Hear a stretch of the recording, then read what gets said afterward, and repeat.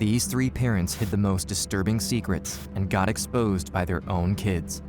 You don't think that we gave enough attention to finding Dylan yesterday? This is Dr. Phil. He's confronting the father of a missing child, upset about how his son's case was handled on the show.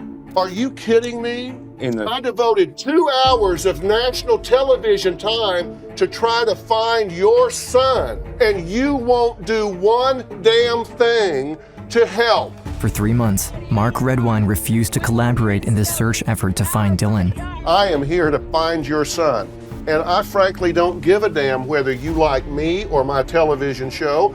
I care whether or not we find this boy, and if you've got information about where that boy is, you need to tell us.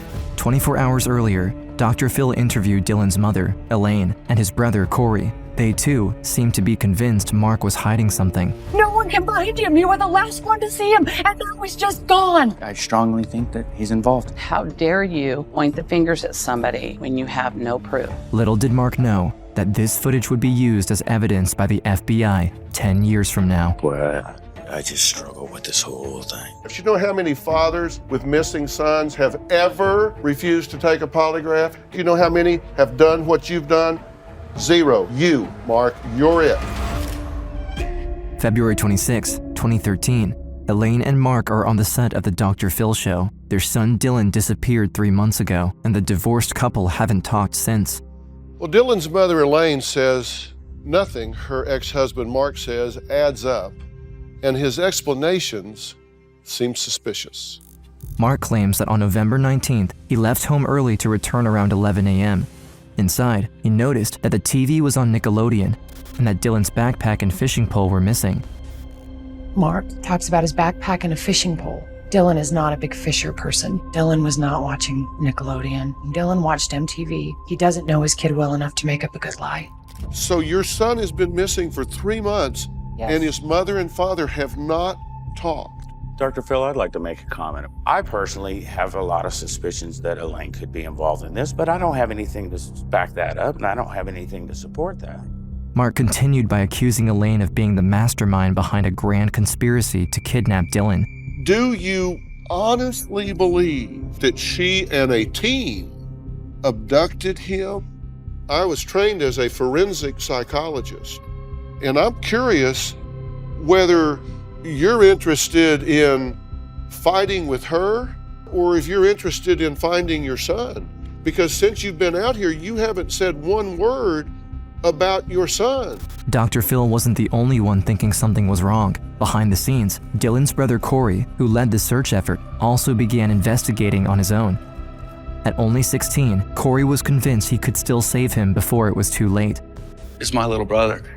If anybody can make it out, it'd be him. We were not going to stop until we found the sick bastard that did that to my little brother. It all began 3 months ago. Thanksgiving was approaching, and the family court granted Mark holiday visitation from his youngest son, Dylan. He did not want to go. My mom was pretty sick with cancer, and we knew it would probably be her last Thanksgiving, and Dylan really wanted to spend it with my mom. I called my lawyer and, said, what can I do? And she said, really nothing. It's a court order. You really need to put him on the plane. Immediately after landing, Dylan started texting his friend Ryan. From his cell phone records, we see that Mark refused to let his son meet with his friend that evening, so Dylan planned to see him the next day, unusually early, at 6:30 a.m. So Dylan's already asserting himself to say he's there on a mandated visit, but he doesn't want to spend time with Dad. The following day, Ryan woke up early and waited for Dylan to arrive, but he never showed up. Dylan wasn't seen by anyone during the entirety of the day. Later, in the evening, Mark texted Elaine to ask her if she had heard from him.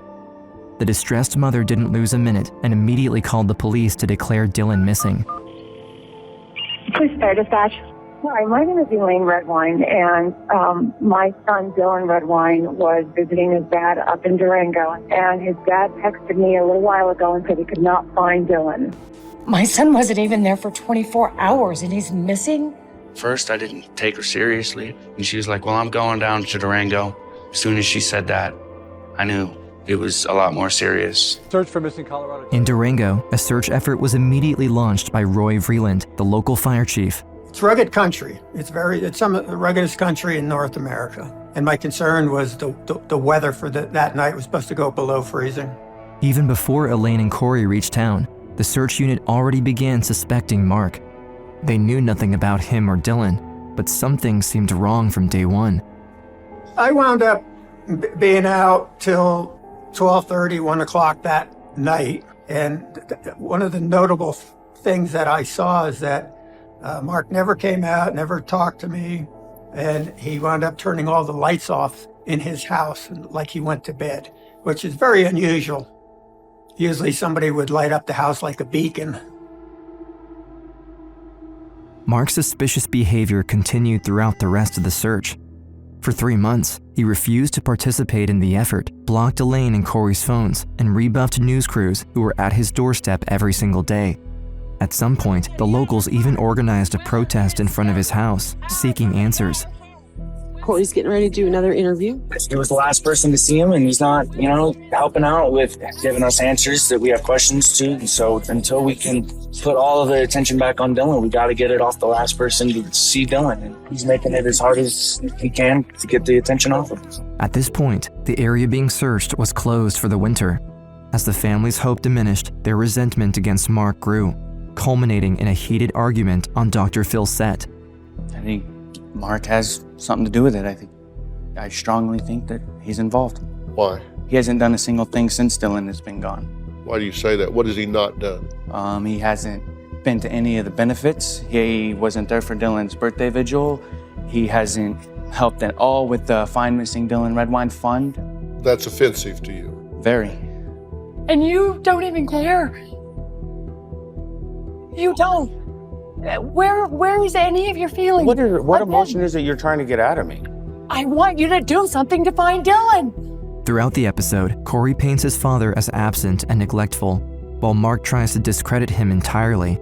Dylan didn't really look up to Mark. They had a relationship, but it was never what Dylan had wanted. It was always what Mark had wanted. You're being very disrespectful, and I believe that everything that's coming out of your mouth is perpetuated by you. I have my own mouth. I can say Then my use own it. words. Then use it. I am at you. I don't like you. I hate you, and you have been nothing of a father. You say he has clear motivation. What do you mean? A few months before his disappearance, Dylan stumbled upon a hidden folder while using his father's laptop. It contained dozens of pictures of Mark doing something so graphic and disturbing that we won't be showing them here. Are the photos genuine? No, they are not.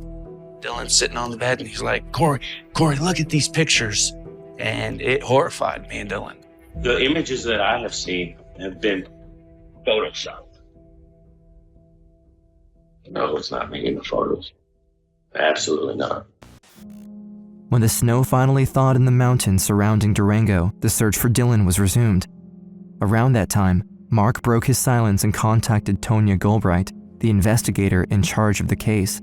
Mark said that when he was moving his four-wheeler out of the garage, he found the fishing pole in the garage, which isn't possible. It had been searched and photographed, and I don't know where it came from, but it was back. For months, the search had focused on the lake close to Mark's house. The authorities couldn't help but believe he had been dishonest with them all along, pushing for the search to be conducted in the wrong place to ensure no one found Dylan. Following this revelation, Corey and his stepfather started following Mark and investigating on their own, hoping they could prove he had misled the search effort. My stepfather caught him up on the mountain early one morning. And I got the call that Mark was just sighted coming off Middle Mountain Road. And that's what turned our attention to Middle Mountain Road. The minute the mountain opened, that's really where the big search started. At this point, Dylan had been missing for over 7 months, but Elaine and Corey refused to lose hope. You think he's still alive? Oh, I have to hope for Dylan. I mean, I'm his mom. I can't focus. There's no reason to believe he's not. And so I will always hope for Dylan. We need you home, and we will bring you home, no matter what it takes. We are looking for you, and you need to stay strong with us. We need to stay strong together. We always tried to keep hope because I felt if I lost hope, then everybody else would as well. But as a mom, in the back of your mind that it's not going to end good. Sadly, Elaine's gut feeling was right. Not even a week after they started scouring the mountain, their search team made a grim discovery. The search for missing Colorado teen Dylan Redwine has come to an end, and it's not the end anyone was hoping for. Oh, just sadness, how could you do this to him? I can still hear his laugh. This is so ironic because he truly cared about other people more so than himself. I know he would have done many great things in his life, and the world is a much better place. Even for the 13 years that he was here, he really touched a lot of people, and he continues to do so, even through his death. When something like this happens, you just think of all the good times. And there's so many, it's hard waking up and not having that bright spot in my heart. As hard as it is to come to the understanding that that's what we found, we still found it. A shirt, a sock, a shoe, and most importantly, 4 leg bones were found by Middle Mountain Road, not even a mile away from where Elaine's husband saw Mark the week before. The police still had nothing substantial on him, but their suspicions reached new heights after this discovery. This is investigator Tanya Galbraith. This is a phone call to Mark Redwine. This is Mark. Hey Mark, it's Tanya. Hi, how are you? I'm wonderful, how are you? Oh, I'm living the dream, the dream. Are you intoxicated, Mark? Nope, not at all. Okay, then why are you talking to me like that? Because you can't seem to think no deeper than the surface. He told me to pull my head out of the sociopath's ass, and that women are only good for one thing, and it's not cooking and cleaning. Because I'll be honest with you, Tanya, I don't think you're capable of handling a situation. Really? Don't you think it's pretty amazing we found any remains up on Middle Mountain? In the middle of nowhere? 2% of Dylan's remains does not constitute him being found, so you know what? Yes, it does. He's dead. We know that now. If we hadn't gone up there and looked, we wouldn't have known that.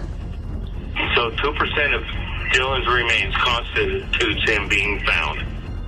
I'd like to find the rest of him, but yes, we know what happened. We know he's no longer with us. This time, investigators say Now on a mission to find the truth about Mark, Tonya rewatched the Dr. Phil episode in which he, Corey, and Elaine appeared. She was mainly looking for a motive, but ended up finding much more. Did you take a polygraph in this matter? Did the police ask you to take a polygraph? They did. And what were the results? Well, there's been some conflict as to what the actual results are. They told me that I failed it. Then they told me it was inconclusive. Tonya knew about Mark's failed polygraph test, but law enforcement usually uses such tests to establish suspicions and nothing more, since they cannot be used as evidence in a courtroom. However, in a special backstage segment aired on another date, Mark returned to the studio after Dr. Phil asked him to take a second test to eliminate him as a suspect once and for all. He was hesitant at first, but eventually accepted. So yesterday, Mark was agitated, needed time to rest and process things. He said he wasn't opposed to taking the test, he just didn't want to feel pressured. I want him to be totally comfortable. This is about getting real answers. So despite waiting, I invited Mark to come here to Paramount to meet Jack Tremarco for an 8 a.m. polygraph test. It's my understanding that Mark's here now. I'm set up. I'm just about ready for him. So if he's going to take this test, we'll just get it done. Let's do it. I'll ask the camera to give us some privacy, and we should be done in about an hour and a half. 20 minutes into the test, Mark asked to be let go. Mark decided that he didn't feel well enough to take the polygraph test. He told me he had about 3 hours of sleep last night, and he had a half bottle of Jim Beam on top of things. So he doesn't feel well enough to take the test. At the time, everyone believed Dylan might still be out there, and both Dr. Phil and Jack Tremarco couldn't believe Mark refused to help the case by taking the test. You should be doing backflips right now to take this polygraph test. You were the last person to have seen your son before he disappeared. Well, and I don't believe that. This man's done 3,500 polygraphs. You know how many fathers with missing sons have ever refused to take a polygraph? In all of his years of doing polygraph work, you know how many have done what you've done? 0. You, Mark, you're it. Tonya now had confirmation that Mark was deceptive. Not only did he fail his first test, he also refused to take a second one. Even though she still had no proof, she was now convinced he was the culprit, and she wasn't alone. In the last few minutes of the segment, Dr. Phil completely snapped at Dylan's father in a display of anger rarely seen throughout his long television career. And I read some of the stuff you said about you don't think that we gave enough attention to finding Dylan yesterday.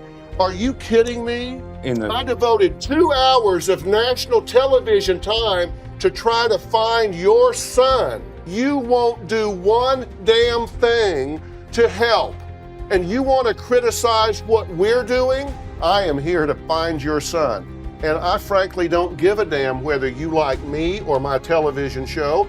I care whether or not we find this boy. And if you've got information about where that boy is, you need to tell us. Do you know where he is? No, I don't. If you're innocent, we're the best friends you ever found. Boy, I just struggle with this whole thing. During the next 2 years, Tonya used up all of her office's resources in an effort to gather the clues she was missing to charge Mark. After the bones were discovered, she even got a warrant to bring a CSI team to his house. But all of this was cut short when a hiker stumbled upon a teenager's skull, showing signs of blunt force trauma on Middle Mountain. When I laid eyes on that skull, I knew in my heart it was Dylan. There was no question. I had no question about it. Forensic experts identified the skull as being Dylan's. This, once again, contradicted Mark's claims, who recently pushed the theory that his son might have been mistakenly shot by a hunter. Is it possible that if he was up getting away from things or whatever and wandered off into the woods far enough, that somebody mistake him for an animal and shot him? Working through their... But this didn't seem right to Christian Champagne, the deputy DA who had been helping Tonya behind the scenes for all these years. The fact that he had tried to use this ploy, just indicated that he was being very dishonest with law enforcement. Investigators saying the 13-year-old was murdered. Not only did Dylan's case go from death under suspicious circumstances to homicide, but Mark was labeled as a person of interest for the very first time since his son's disappearance. And that was in 15. I thought, okay, now we're going to move forward. And again, we still didn't move forward. So in 2017, a lot of stuff changed in La Plata County. Deputy Champagne was elected as the county's next district attorney. Suddenly, one of the only men who still believed the case could be solved was in charge. Tonya and Christian had been gathering evidence for almost 5 years at that point. Without waiting, the new DA pushed the case to the very top of the county's priority. The new DA just pressed forward and said, we're going to get a grand jury and let's see what a grand jury says. And I just told them to stick with us. It was going to be a long road. It was going to take a while, but that we were going to get to justice for Dylan. Right then and there, the grand jury indicted Mark of second-degree murder and child abuse. Keep your hands up. A warrant for his arrest was issued, and he was stopped by police on a Washington state highway that very same day. He had become pretty confident that we were never going to bring charges against him, that we had never developed any evidence against him. So he thought he was off the hook. A warrant for murder second for you. He was, I think, shocked and surprised. I felt it was about damn time. In the state of Colorado, first-degree murder requires premeditation, and the prosecution couldn't prove that Mark planned to kill Dylan. On the contrary, Tonya and Christian agreed that the murder of Dylan happened in reaction to a very specific event that occurred a few months before his disappearance, Dylan and Corey's discovery of their father's disturbing secret. You're talking about a 13-year-old who allegedly discovers some compromising photographs of his father, some bizarre, fetish, disgusting type photos. At the trial, Elaine was asked to read the last few texts she and Dylan exchanged before his disappearance. I've seen those a million times. What are those?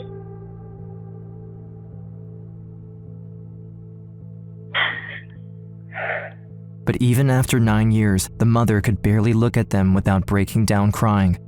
To add insult to injury, the defense cross-examination attempted to demolish her character in front of the jury because she pushed Mark forward as a suspect on Dr. Phil. I've always said that I believe that he had a hand in Dylan's disappearance, yes. Okay, and you've told that to a lot of people. Okay, sure. I mean... You don't have to go anymore. They know your answer.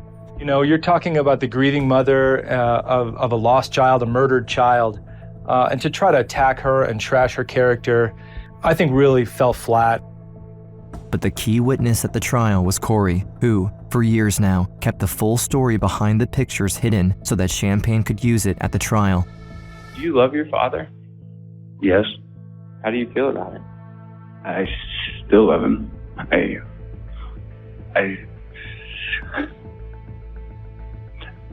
wish I didn't have to be here.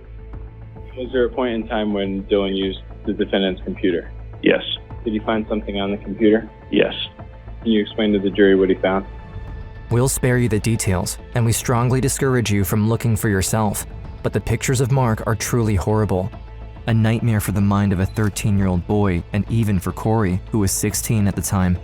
It's a place my mind never dreamed of going, let alone seeing it, you know, in my own father, you know, so I told Dylan after we saw the pictures, you know, we got to keep this between me and you. But 9 years ago, on the night of November 18th, Dylan's frustration got the better of him. As he kept fighting with Mark, he texted Corey into the evening, keeping him in the loop as his father's rage unfolded. They had gotten into an argument about me and my mom being a good example for Dylan, and he didn't like to be quieted, so if he felt a certain way, he would make sure that you knew how he felt. He was just honest and to the point.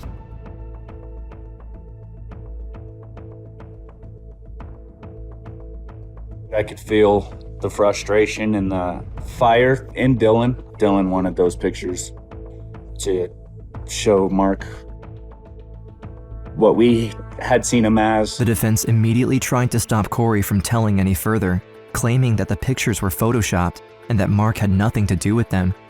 Champagne knew this was coming and showed a clip from Dr. Phil, filmed 9 years ago, in which the television host got Mark to admit that the pictures were real. Absolutely not. So you're saying we broke into your house and fabricated these pictures? No. I fabricated the pictures and left them available. Was there any reason back then for him to plant photos like that for you or for Dylan? No. Elaine and Corey are convinced that Dylan didn't intend to hurt his father's feelings, but simply wished to prove his point. In the same vein, Champagne didn't show the pictures to the jury to tarnish Mark's character or add some shock value to his trial. On the contrary, just like Dylan 9 years ago, he needed to make his case. We showed them for a very specific and limited purpose, which is to show that there was conflict and a potential motive for Mark to lash out against Dylan. Now that the motive had been established, Champagne turned to the physical evidence Tonya Goldbright had amassed over the years. The jury wants to see hard evidence that this man killed his son. In the middle of the courtroom, the prosecutor brought the actual blood-soaked pieces of furniture and floorboard the police collected during their last visit to Mark back in 2015. They could see the layout, they could see the distances, and they could see the actual pieces of evidence. There was blood on the couches, there was blood on the floor, there was blood on the coffee table. 100% Dylan Redwine's blood. After 6 hours of deliberation, the jury found Mark Redwine guilty on all counts. I have trouble remembering a convicted criminal defendant that has shown such an utter lack of remorse. Corey was the last person to step up to the bar, delivering a short but impactful statement. I can't bring Dylan back. I can only remember him, and I can't change that. But what I can do is tell the world how a 13-year-old young man stood up to his then 50-year-old father and said all the things I regret never saying. Dylan is my hero and became more of a man in 13 years than Mark has in 60. I'm so proud of Dylan and what he stood for. Dylan's name will run through our family forever, and his stories will be shared by all who loved him. To celebrate the end of their legal battle, Dr. Phil invited Elaine and Corey back to his show in 2022.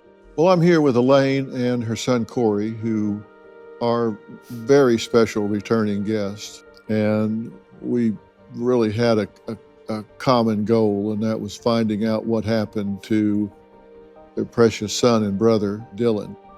Now, today, almost 10 years later, we know that Dylan's father, Mark Redwine, who sat right here on this stage and denied knowing anything, was eventually convicted of killing Dylan.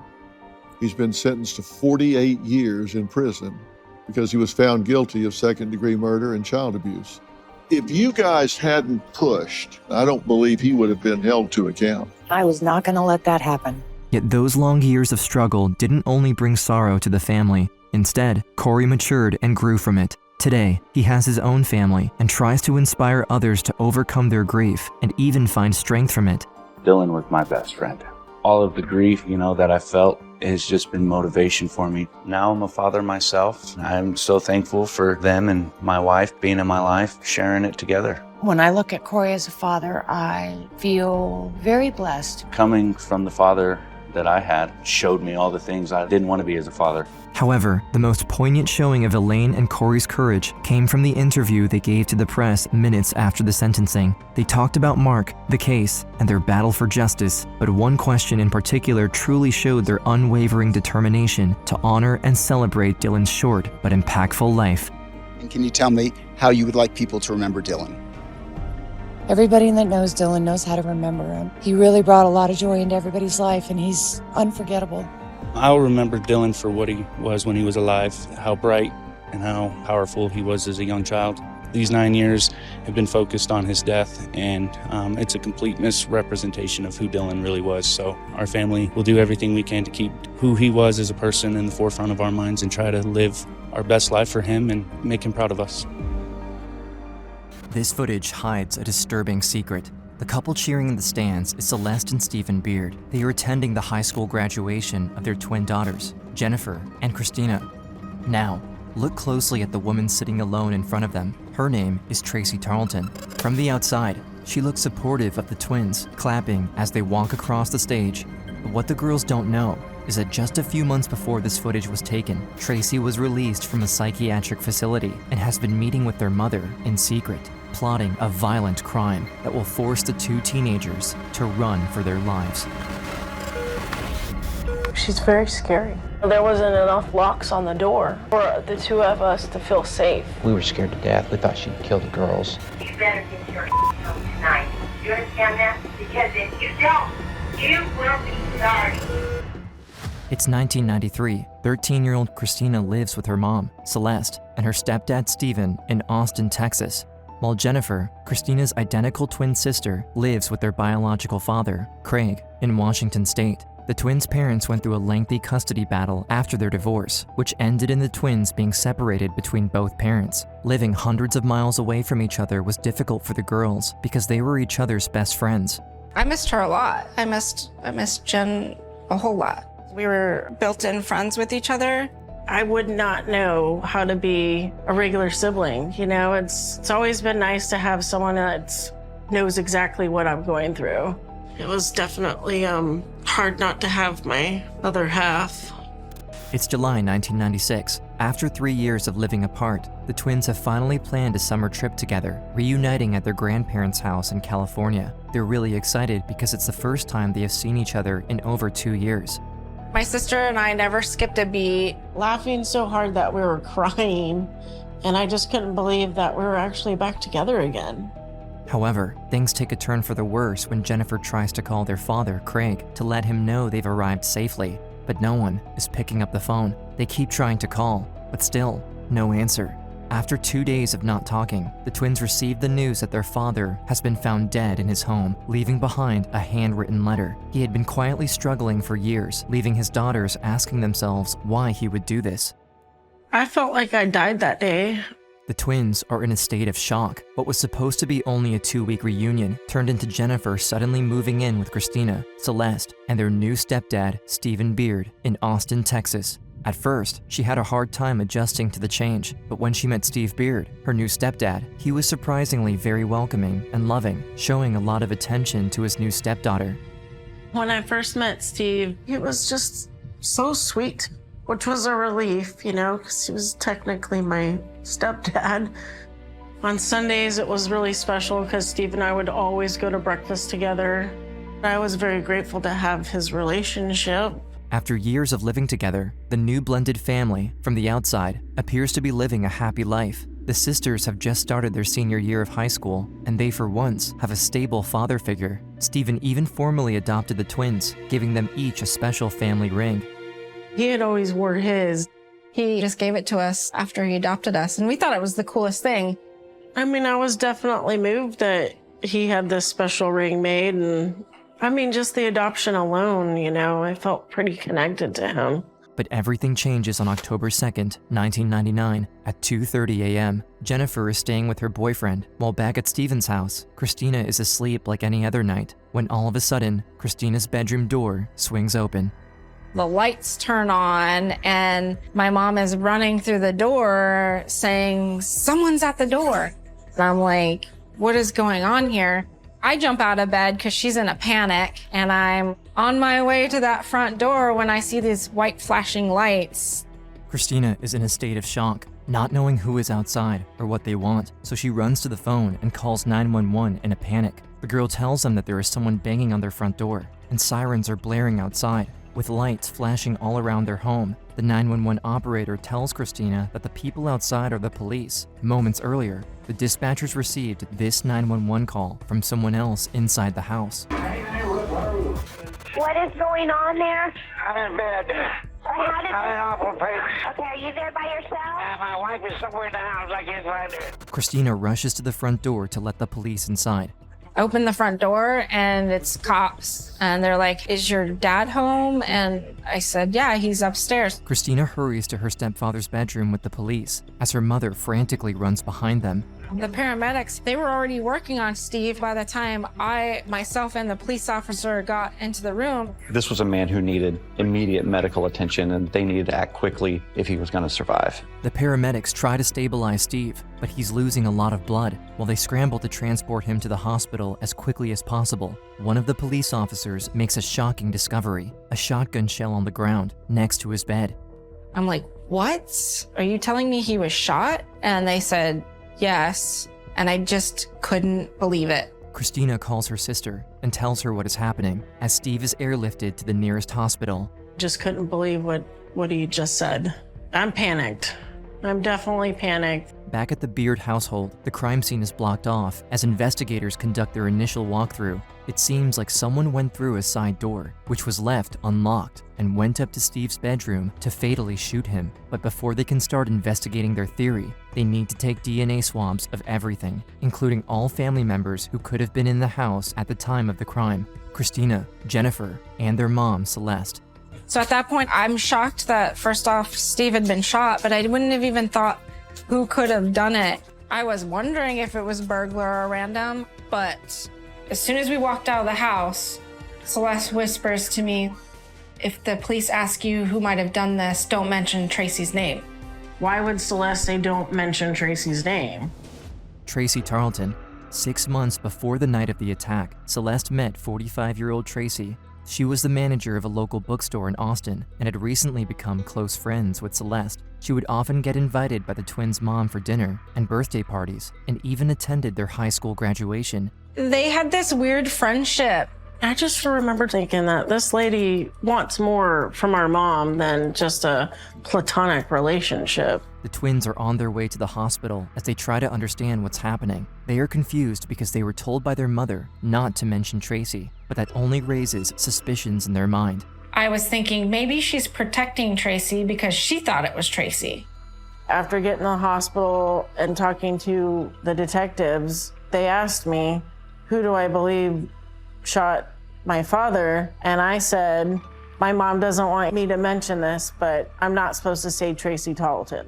Tracy Tarleton is investigated, and her closeness to the Beard family makes her the prime suspect. But something is off. Without any clear motive, detectives have suspicions that someone else is involved. There was no reason for Tracy to do this completely on her own. Police quickly obtain a search warrant for Tracy Tarleton's house based on compelling evidence: a 20-gauge shotgun shell and the very bullet that had wounded Stephen Beard. They then proceeded to Tracy Tarleton's home and knock on her front door. Miss Tarleton was asked if she owned a shotgun. She said yes. I asked if I could see it. She thought for a few minutes and she said, okay, you can see it.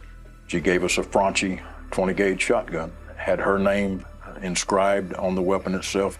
Law enforcement take possession of the shotgun, bringing it in for further analysis. Days go by, and everyone is left waiting for news from the investigators, until finally, the detectives have the results. And that shotgun turns out to be the shotgun from which the bullet that injured Mr. Beard was fired from. October 8th, 1999, 5 days after the shooting of Stephen Beard, Tracy Tarleton is arrested and charged with attempted murder. But investigators are not satisfied. Tracy is refusing to talk about why she did this, and they know there's more to this story than they have so far. Detectives continue to ask questions because they believe Tracy did not act alone, and there might be someone else responsible who currently walks free, but she remains completely silent. Meanwhile, Stephen is in the hospital, and after a painful few months of fighting with the twins by his side, Steve passes away from his injuries related to the shooting. We loved Steve. He never wanted us to worry about anything. He just wanted us to be loved and enjoy our lives. Coming from Washington State, losing my father, he filled that role for me that I'll never forget. As the sisters try to cope with their father's death, they are only left with pain and more questions than ever. Why would someone want to hurt him? Their mother Celeste tries to be there for them and goes with the girls to prepare for the funeral and buy a casket for him, but the twins never expected what would happen next. A lot of crying's going on. We just lost a loved one. And while we were there, she purchased 2 pink caskets for Jen and I. And she's like, I'm gonna get these for you guys. The confusing part to me was Celeste suggesting that 18-year-olds needed to pick out a casket. And in the back of my mind, I thought, well, am I going in this casket soon? Local newspapers and television networks start publishing the story, and everyone starts to worry that the real killer might still be walking free. But without any concrete evidence, the investigators are at a standstill. In the midst of it all, the twins notice their mom's behavior is becoming increasingly disturbing and erratic. We're all crying, and Celeste is just laughing. She kind of had like these crazy eyes, kind of manic, very loud and emotional, but didn't really seem real. But things reach a breaking point on February 16, 2000, when no one could imagine what was in store for 2 young twins. She then said, hey, why don't we all kill ourselves? And all of a sudden, she pulls out a knife. She's holding it like this, and she goes to like kind of lunge. She just stabs herself in the leg.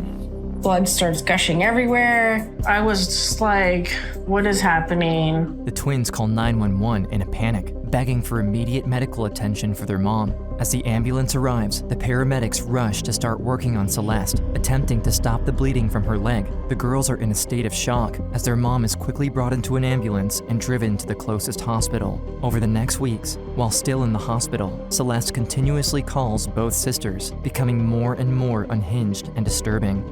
And she's yelling and screaming at me over the phone. We'd go from normal to screaming, back to normal. That's when Christina has an idea that will later give investigators the evidence they need to finally uncover Steve Beard's real murderer. That I thought, hey, you know what? I'm gonna start recording her conversations because I want to play them back to her, and she'll then hear, like, from my perspective, what I'm hearing and think, oh, that's awful. I can't believe I'd do that.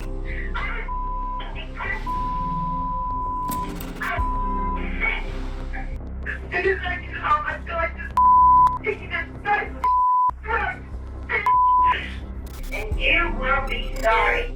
But then, just as Christina is about to stop recording, Celeste exposes a crucial piece of evidence that will change the investigation forever. She says, I hired somebody to kill Tracy. I froze. It made it all real, and it made it all unsafe. The twins are terrified, realizing that the pink coffins she bought, the recurring bizarre and violent outbursts, the suspicious death of their father, and now her murder plot for Tracy are all leading to one thing: they will be next on her list. Hearing that sealed it for me. Like any sort of doubt that I ever had that Celeste was involved with our father's murder, I don't have anymore. And things get worse from here on. Their mom has been released from the hospital, and now the twins are in more danger than ever. At that moment, Jennifer and Christina's last chance to survive is to go into hiding and make sure their mom can't find them. I cleared out my bank account for Christina and I to go on the run and not have any trace. We stayed in motels. Everything we did with cash. Celeste was trying to find us every day, trying to find us. All I kept replaying in my head was we are in danger. It was definitely terrifying. Like, we're not coming home from this. As Celeste is on the hunt for her daughters, the twins, armed with the taped conversations of their mother's threats, go to the police to obtain a family violence protective order, which is granted. However, their suspicions of their mother's involvement in their stepdad's death can only be confirmed by one person, Tracy Tarleton. This whole entire time, Tracy was keeping her silence, that she acted in this alone. Tracy, who was in prison awaiting a trial for her role in Steve's murder, kept silent until March 2002, when she reads that the twins received a family violence protective order against their mother in the newspaper. In that moment, she breaks her silence and decides to cooperate with investigators, revealing to detectives the truth behind her motive, what investigators have been waiting to hear since the night of the murder, that she did not kill Steve on her own, but in fact, it was Celeste's plan all along. Now, with Tracy's crucial statement and the twins' incriminating audio recordings, investigators finally have enough evidence to arrest Celeste for capital murder on March 28, 2002. However, just because Celeste is arrested doesn't mean a jury will find her guilty. I felt like if she doesn't go to jail, I was going to be living underground forever. And I wasn't going to feel safe until she was in jail. With her on the street, nobody's safe. The twins begin to work with prosecutors, lawyers, and Tracy Tarleton, the woman who pulled the trigger, to take down their mother and ensure she never gets out of prison. February 3rd, 2003, the trial begins of Celeste Beard. In front of their own mother, the sisters need to take the stand. I felt like I don't want to be in the same room with her. I was afraid, oh my gosh, how do I stay strong enough to not waver? Worst thing I've ever had to do in my life is see Celeste staring back at me when I had to sit on the stand and testify to everything that I knew she did. I was conflicted because she's my mom, but I just wanted to make sure that Steve got justice. The twins describe that throughout all their lives, their mom has had severe mental health problems, causing violent outbursts and an overall traumatizing childhood. Growing up, her emotions were all over the place. There was a lot of yelling and screaming and nasty phone calls. It seemed normal to us. Jennifer reveals that when Celeste married 69-year-old retired TV executive and multimillionaire Steve Beard, it wasn't out of love, but it was to gain access to his large inheritance. Did the defendant ever talk to you about her feelings about Steve Beard? Well, she said that she married Steve for his money. Did she tell you about what would happen if Steve Beard died? That she would get it on. She would say, why wouldn't he die already? Did it appear that she was looking forward to that, or? Yes. Investigators uncover that after only 6 months of marriage, Celeste had spent over $500,000 of her husband's money, secretly buying all kinds of clothes, jewelry, and artwork. The twins even noticed that Celeste had put sleeping pills in Steve's food on multiple occasions, and once he fell asleep, she would sneak out of the house. In February 1999, 8 months before Stephen Beard's murder, Celeste also had a psychotic breakdown, taking a gun, pointing it at her own head, and threatening Christina's life. Because of that incident, she had to be forcibly checked into the St. David's Psychiatric Mental Hospital in Austin, Texas. And while staying at that psychiatric facility, that's when Celeste met Tracy Tarleton. Their mother quickly started to show her a lot of attention, spending time with her, and ultimately developing a close, intimate relationship. After building all that trust, Celeste's real plan can be put into action. She could now manipulate Tracy. She expressed to me that she wanted the sexual relationship with me, which I also wanted. Celeste had been setting up Tracy, saying, Steve is abusive to me. He's so horrible. And Tracy believed that Celeste was really in trouble. Celeste Beard, I don't think ever loved, maybe didn't even like Tracy Tarleton, but she was willing to engage in a lesbian relationship in order to get what she wanted. I just saw this woman that I loved in a desperate situation, trying to find a way to survive this man that was so awful. Celeste said to Tracy, I cannot live any longer with this abusive husband, but Steve wasn't abusive. That's when, in front of the twins and the jury, Tracy describes Celeste's plan for the murder of her husband. You know, she says, oh man, he's gonna die soon, but not soon enough. She had a plan, and she wanted me to shoot him with my shotgun. So we were to enter the grounds, where to park, and then we walked through how I would exit my car, where I would enter the house, how I would approach the bedroom. I walked down to the end of the building, I saw him, and I pulled up and I shot him. Shot him once. I shot him once. The courtroom stays quiet after the shocking revelation. Celeste coldly watches Tracy on the stand, shaking her head and even laughing occasionally, but her smile disappears when her own daughters walk up to the front of the courtroom and now have their turn of revealing one of the most incriminating pieces of evidence they have, the audio recording of her murder plot against Tracy, as well as her constant threats to the girls. On the tapes, she was histrionic. It was difficult to think that any mother would talk to a child that way. The trial went on for weeks until on March 19, 2003, after deliberating for 3 days, the jurors finally come back with their answer. This will finally determine if Celeste will remain in prison for the murder of her husband, or if she will walk free to forever haunt the twins for their whole lives. Before we bring the jury out, if there is anyone in the courtroom who feels that they may have an emotional outburst, I would ask that you please leave the courtroom at this time. Ms. Johns, would you please stand? Madam Foreperson, please read the entire State versus Celeste Beard Johnson. Verdict of the jury. Verdict form 1, capital murder. We, the jury, find the defendant, Celeste Beard Johnson, guilty of the offense of capital murder. Well, I had a flood of emotions. You know, I wasn't expecting to get so worked up. She is our mom. And it's just like she's going to jail for the rest of her life. Finally, the sisters get justice for their father's murder, and to conclude the trial, Christina bravely takes a stand once more, but this time to directly speak to her mother and put an end to the fear she has been living with for over 2 years. What did I ever do to you except love you? And this is how you treated us, like trash. You say we turned on you, but you turned on us. You turned on the whole Beard family. He let you into his home, loved you, honored, obeyed you, and you violated him and murdered him. You are guilty. Shame on you. Celeste Beard is sentenced to 2 consecutive 40-year prison terms, and she won't have the possibility of parole until she's 79 years old. The twins can finally breathe a sigh of relief, as now they don't need to stay in hiding. They can live their lives to the fullest. After court is adjourned, Tracy asks to meet with the twins and apologizes to them directly for the pain she has caused the sisters. I mean, that's not an easy thing to do, is sit in a room with the person that actually pulled the trigger. She said that she felt really guilty for killing our father and that she was really sorry. I remember that. She thought she was agreeing to kill an evil man. I feel really bad for her. I could really relate with the fact that she was a victim here too.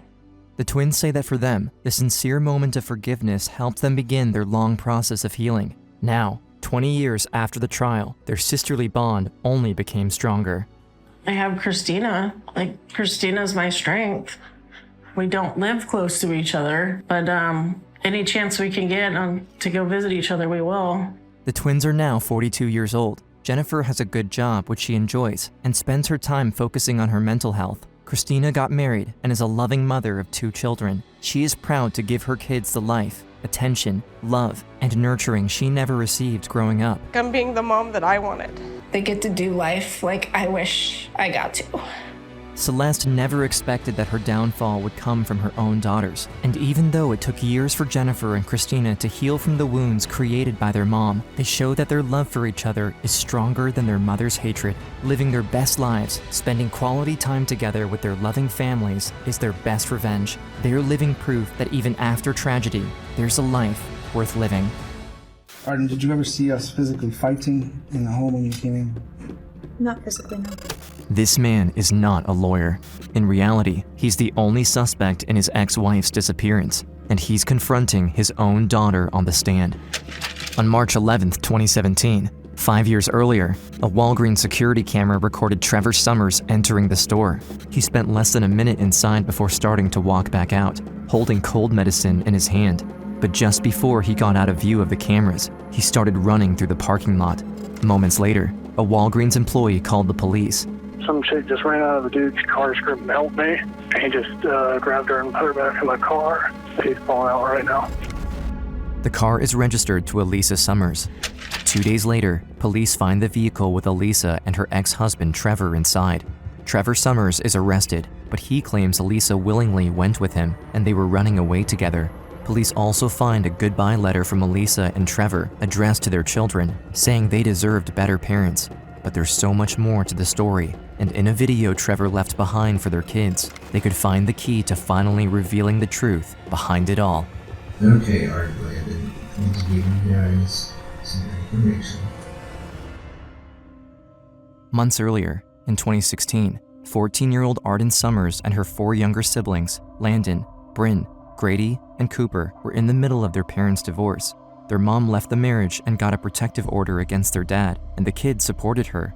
Arden even refused to see her father. But then, a judge dismissed the protective order because there wasn't enough evidence, and the kids visited him again. Seeing the judge and police side with her dad, Arden grew closer to him as she heard more of his story. He acted so heartbroken. He would constantly talk about how she was supposedly cheating on him. He often told Arden that everything was her mom's fault, even claiming that she could be a danger to her and her siblings. He acted like a loving father who would do anything to protect his kids, and as time went by, they started to side with him. Even when their mom filed for another protective order, he filed one against her too, saying she made up stories about him, trying to get him sent to jail when he didn't do anything. It's a bitter divorce, but one day, Arden's dad told her he wanted to make up with their mom. He had mentioned before that he was really hoping to put the family back together and be almost like the savior of the family. He had a plan to reconcile with their mom, and Arden was eager to help her dad, believing that he was doing all he could do to help their family. On the night of March 10th, 2017, Arden went to stay over at her mom's house with 2 of her younger siblings, Bryn and Grady. At the same time, she had a group chat with her dad and her brother Landon.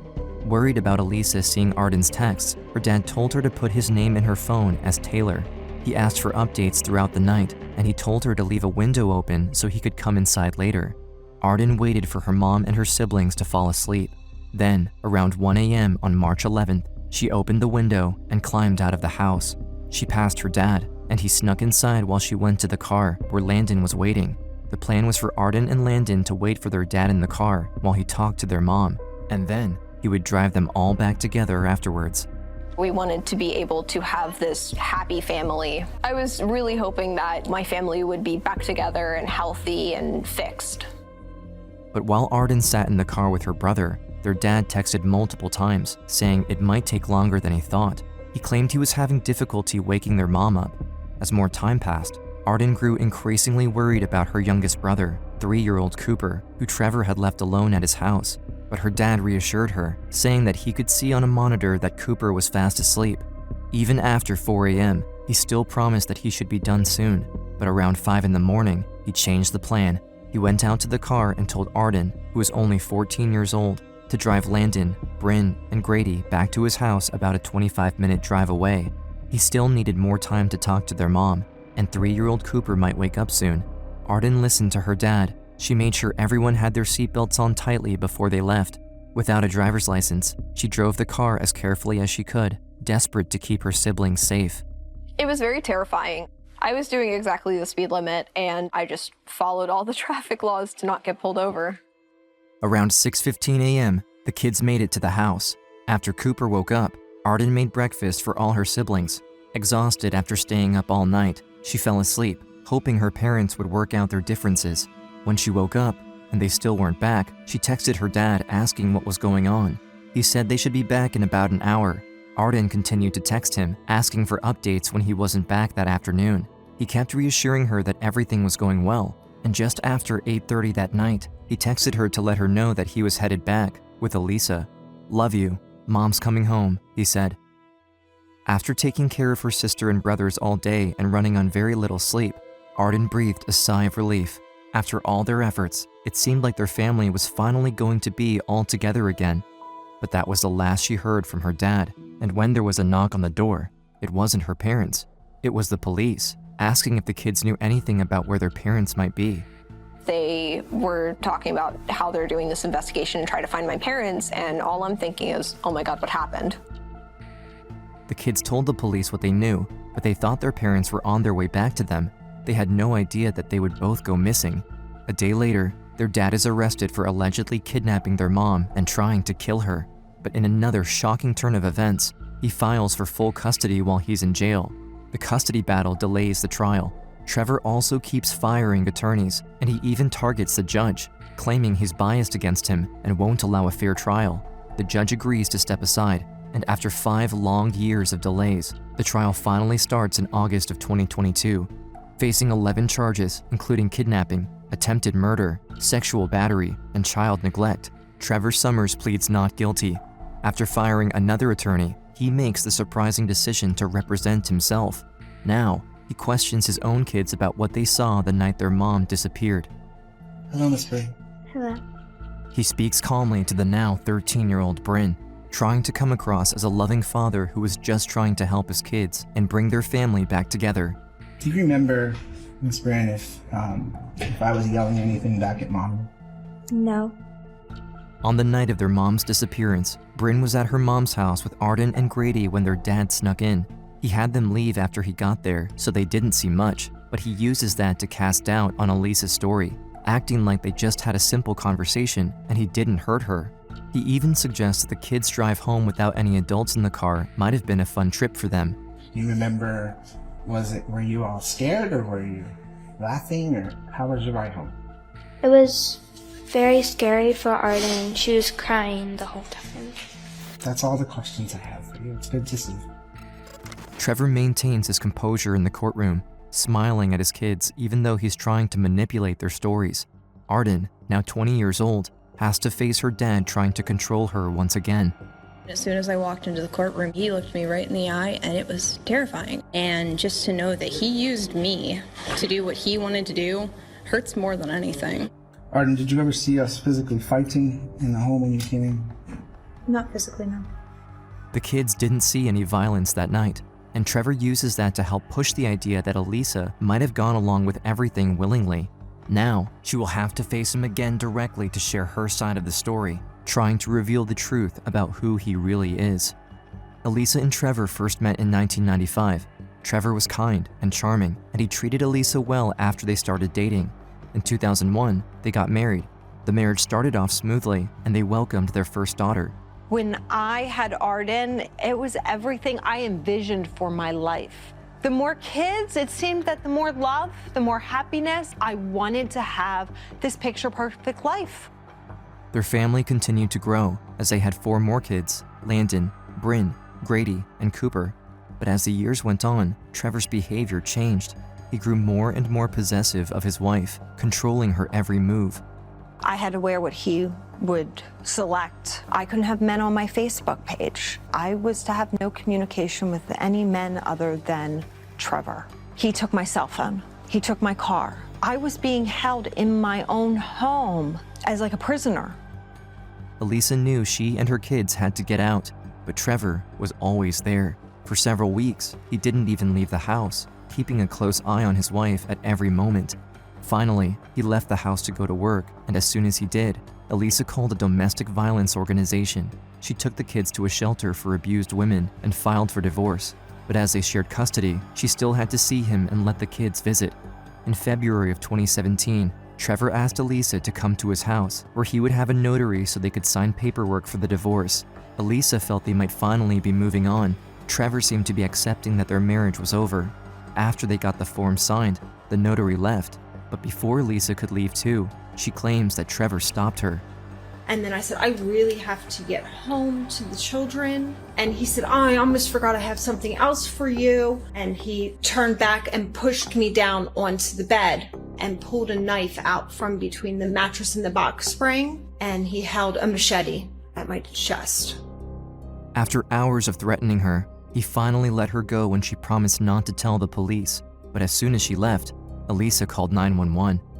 The police didn't believe me. I wasn't left with any marks. There was no evidence of what I was saying. It's not like we could have simply arrested him that day based on the statements of just the two that were involved. We needed more. The police couldn't help Alisa, and even her kids were starting to listen more to their dad, who told them their mom made everything up. But weeks later, he snuck into Alisa's house and attacked her. She will not only have to relive the trauma of that night in court, but she will also have to field questions from the man who attacked her. I have a lifetime protective order against him, and he's going to be right in front of me questioning me about the crimes that he committed against me. Alisa takes the stand to tell her side of the story about what happened 5 years earlier. It's March 10th, 2017.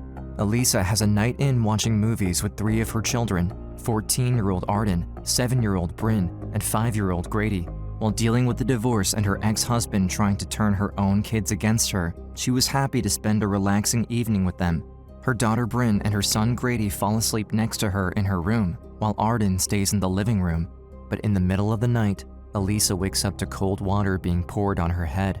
Fear sinks in as she sees the figure of a man towering over her. She frantically tries to think of any way she could get her kids and herself out safely, but he's blocking any chance of escape.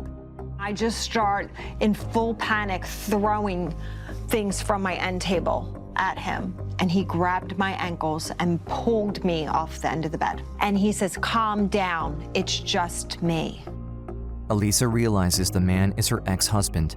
After 14-year-old Arden drives herself and the other kids back to his house, Alisa is now alone with him, and things escalate further. As she tells her story in court, she does all she can to calm her nerves, trying to hold her emotions in. He attacked me in that family room, and I fought to try to get out the front door. I tried kicking him, scratching, poking him in the eyes. Just every time I would get some distance from him, he would grab a hold of me and throw me over the couch. She tries to reach for the phone, but Trevor grabs it from her before she can call 911. He threatens her with a razor blade, and he uses scarves, Christmas lights, and a nylon rope to tie her to the bed. Over the next several hours, he forces her to take cold medicine to keep her sedated, in a twisted effort to get her to stop resisting him. Alisa struggles against her restraints as much as she can, but it's no use. Trevor claims this is his way of telling her goodbye before he flees the country on a boat in the morning. Alisa doesn't know if he's telling the truth, but all she can do is count the minutes until the morning comes. However, around 10 a.m., he tells her he missed the boats, and they won't run again until nighttime, so he will be there all day. Alisa's heart sinks as it becomes clear he doesn't have any plans to let her go. Throughout the following day, he rapes her multiple times. He goes to turn on the TV to muffle the noise, and around 5:40 p.m., he walks back into her room. He put a pillow over my face, and he pushed down with all of his upper body. And I thought about my kids, and I lost consciousness. Alisa's hope of survival is fading, but suddenly, in a moment of hesitation, Trevor stops pressing the pillow down. As soon as Alisa comes to, she knows it could be her only chance to stop him from killing her. And he looked at me, and I said, please, I'll do anything, please don't kill me. He says, you agree to go with me? I said, yes, I'll go with you. This moment is one of the times that Trevor could try to use against Alisa in court. He says everything they did was consensual and that she willingly left with him instead of being kidnapped. But the prosecution gets ahead of him, asking Alisa about it themselves. So you had agreed to go with him. Why did you agree to go with him? To stay alive. On August 24th, 2022, the second day of the trial, Trevor himself cross-examines his ex-wife in front of a jury made up completely of men. Alisa knows that Trevor is using this trial in an effort to show his power over her. After delaying the trial and making her suffer for 5 years since the attack, he hopes to see her break down. If she does, it gives him the satisfaction of seeing the effect he had on her, and the jury might take the side of the calm, seemingly loving father. He questions her about that night and the intentions he had when he snuck into her house. In your statement, you said that the look on my face was of death or of murder. Evil and hatred. I'm sorry, no, I believe your statement was you knew I was going to kill you when you saw my face, correct? Yes. How did you know what was in my heart? All I saw was an expression of evil and hatred, and at that time, my thought is, he's here to kill me. I'm gonna die. After Alisa had told Trevor she would go with him, he took her to the car. Then, they drove to a Walgreens, where he stopped to get more cold medicine. After they were out of her house, she knew someone might see her. When Trevor went into the store, Alisa jumped into action. With her hands tied behind her back, she turned and leaned against the door, able to press the unlock button and get it open. She got out of the car and ran through the parking lot, screaming for help. Before she could get to anyone, Trevor came running out of the store. He grabbed her and dragged her back to the car. Once again, Alisa was trapped, but what she didn't know is that an employee did see her and caught the license plate number of the car, reporting it to police so they knew to search for her. But she says Trevor was enraged that she disobeyed his orders, and he cut her wrist with the razor blade as punishment. He's screaming at me. You agreed to go with me. Why are you doing this? He said that's for getting out of the car at the Walgreens. He didn't seem to understand why she would try to escape, and he was on edge, more worried that people might be looking for them. He drove for hours, parking in the middle of a rural area without any people around. He sexually assaulted Alisa again, and they hid out, staying there until the morning of March 13th, 2 days after he attacked her. But even as time passed with no one finding her, the mother of 5 kept thinking of her loved ones. As the hours ticked by, I just held on to that hope. I felt like everybody was looking for me and praying for me, and that just every hour got me through. Then, Trevor seemed to have a change of heart. He told Alisa he thought it would be for the best if she stayed behind for the children. She didn't know if he was telling the truth, but there was a chance he was actually leaving the country and letting her go, and she could go back to the kids. Trevor wrote a confession letter and a letter to the children. He wrote the letter as if it was coming from both him and their mom, continuing to blame her. It talked about them sacrificing themselves, giving the kids a better life without them, and even ended with the quote, "We will be watching you from heaven." Then, Trevor drove to a resort and pulled up to a dumpster. He had Alisa laying down in the 3rd row of the car so no one would see her as he was driving, but he made her move to the seat in front of her, and he climbed to the back of the car, tying her to the seat. All of a sudden, Alisa felt a rope wrap around her neck from behind. Trevor was starting to strangle her. Panicking, Alisa tried to get her hands free so she could pull it away, desperate for air. But out of nowhere, he stopped, quickly jumping back into the driver's seat. He thought someone saw them, so he drove off again. Running out of time, he pulled into a stranger's carport around 30 miles from Alisa's house. He began slitting his throat and saying, "This is what love is. I'm laying my life down for you. You don't deserve this." But someone called the cops after seeing the car they were searching for, and around 10:30 a.m., police surrounded the vehicle, guns drawn. They helped Alisa out and stopped Trevor, bringing an end to the search 55 hours after he attacked her in her home. I wasn't expected to be found alive, but I was. Alisa survived, but Trevor still tries to wield his control over her during the trial. He questions his ex-wife for over 4 hours, attempting to wear her down and twist her story. In your testimony, you said that you were brought down this hallway, Yes. and you said that was by your ankles. Yes. And at the same time, you were kicking while you're being held by your ankles. Yeah. Okay. You notice any claw marks on the walls or any lines on the carpet, anything that would indicate that kind of a struggle? No. There was not broken glass or dents in walls. There was not scratches on countertops or blood splatter. While Trevor tries to cast doubt on every part of Alisa's testimony, she refuses to back down. As the questioning continues, she gains confidence, not allowing him to control her story anymore. Did I threaten you or force you to have sex with me? Yes, you forced me to have sex with you. Did I hold you down? You did hold me down. You did tie me up. You did attack me, and you did break into my home when I was sleeping. You raped me.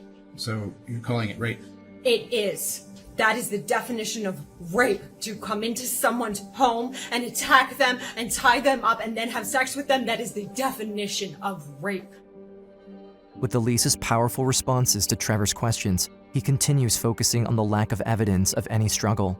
He says there was no kidnapping at all, everything was consensual, and they spent a lot of time just talking together. But then, the prosecution brings a crucial piece of evidence, a video Trevor himself recorded on Alisa's phone while he was in her house. I am here with Alisa at her house, where I'm not supposed to be, and I woke Alisa up, and I have been holding her against her will. I did tie her up to keep her from contacting the authorities and give me enough time to get out of town. However, while the video might seem like a clear confession, Trevor could still try to use it to his advantage. In the footage, he talks about his plans to flee the country and leave Alisa behind. Facing charges of attempted first-degree murder, Trevor tries to use the video as proof that he never intended to kill his ex-wife, as he always planned to let her go. He also claims that Alisa forced him to record himself, so the jury shouldn't take what he says in it as the truth. But in another video, he addresses their children directly, revealing more about his plans. I've spent a lot of time with Mom the last few hours. The things that she's told you about me being good at manipulation and control and lying is true. Trevor confesses to the kids, not only about holding their mom against her will, but also about how he tricked them into helping him. By continuously painting their mom as the reason for their family issues and lying to police, he was able to manipulate everybody. While the jury is shown the videos in court, Trevor takes notes on what he said to himself, trying to think of ways he could still twist it in his favor. But the evidence is piling up. After police found Trevor and Alisa, they took Trevor to the hospital to get stitches for his self-inflicted wounds. While he was at the hospital, detectives recorded an interview with him. The interview is also played in court, where Trevor practically confesses to everything, even events from before that night. I'd actually had a machete in my bedroom, so I threatened her with it. However, in the interview, he also downplays what happened. He admits to nearly suffocating his ex-wife, but he still refuses to take accountability, instead portraying it as a joke. I can end this right now, and just grab the pillow and put it over her face. Well, I was just, pretending like I could suffocate her. Feeling the pressure after Alisa's cross-examination and the recorded evidence being played, Trevor argues that he was possibly coerced into confessing during the interview. He says he was vulnerable because he was getting stitches for the self-inflicted injury and he wasn't in the right state of mind to be questioned. And throughout the trial, Trevor maintains that he didn't kidnap Alisa. In his mind, everything was consensual. He again points out that there weren't any signs of a struggle in the house, trying to cast doubt on the reliability of Alisa's testimony wherever he could. But after 5 hours of deliberation, the jury makes their decision. And it was just guilty, all the way across. All 11 charges, guilty. Finally, Trevor can't control the story anymore, and his ex-wife and kids can breathe a sigh of relief. At the sentencing, Alisa gives a statement showing how much this has impacted her life over the past 5 years. I wanted to roll in a ball and give up, but I couldn't give up. I had 5 traumatized children that needed me to be the strong one. I was able to sit in front of an all-male jury, knowing that real men would never tolerate you. Alisa's daughter Arden also speaks about the guilt she felt for going along with her father's plan, not knowing his true motives or how much he was manipulating her. In 5.5 years, I have struggled with what happened in my family, especially for the part I took in it. I am 20 now, and while I have grown and overcome most of my demons, I still crave closure I've been waiting for. The closure that 14-year-old needs. Sorry. Go ahead. I was a child when he broke all my trust, my hopes, and my dreams. Now I stand here today, stronger than I was before, ready for this sickening chapter to end. Then, the judge takes a moment to speak to Arden. She had to go through what no child should ever have to face. Her own father, the man she trusted the most, tricked her into thinking that he was going to help get their family back together. To Arden, you should not feel guilty for anything that you did in this case. I assure you of that. Arden starts to break down, tearing up as the judge speaks to her. Even though he tells her not to blame herself, she still deals with the impact of what happened. But hearing those words helps her move on after years of suffering. Trevor Summers is given 3 life sentences, plus 224 years in prison. The testimony and evidence that I heard clearly make you a monster in every stretch of the imagination. Mr. Trevor Summers will spend the rest of his life in Florida State Prison. For years leading up to the attack, Trevor took advantage of his own kids' trust, and he was even able to convince police and judges that he wasn't a danger. But now, with him behind bars for the rest of his life, his family can start putting the pieces back together. Alisa has never blamed her children for what happened, and she is closer with them than ever. My daughter is so sweet. Anyone that has met her knows she was used by a dangerous man. It is not her fault. Alisa hopes to help protect other kids from similar experiences, and Arden looks up to her mom as her role model for all her courage and strength. Alisa also remarried, and now she and her children finally have the happy family they've been hoping for. I think Alisa knows as long as I'm around her, she's safe, and I will protect her and the kids with my life.